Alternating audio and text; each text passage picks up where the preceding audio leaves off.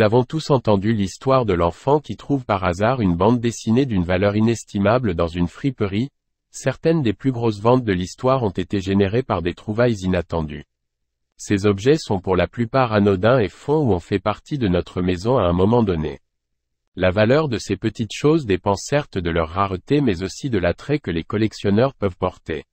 Qu'il s'agisse d'images de sportifs ou de canettes de Coca-Cola, tout objet peut, à un moment donné, peut valoir plusieurs millions. Nous allons vous faire découvrir 300 objets de collection les plus précieux.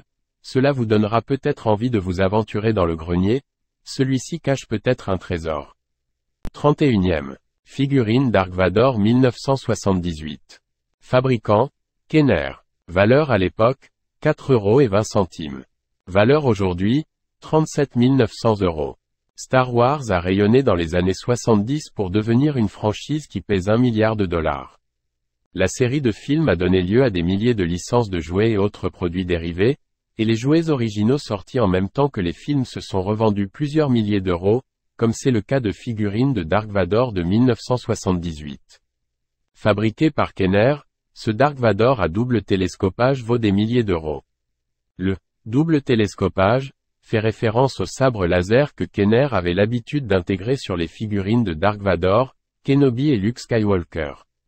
En général, c'est un bon indicateur que la figurine pourra se revendre plusieurs milliers d'euros si elle en est dotée.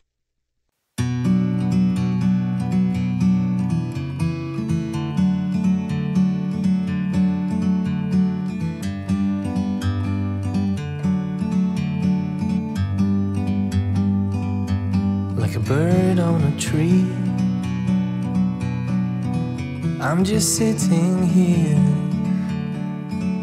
I got time, it's clear to see. From up here, the world seems small.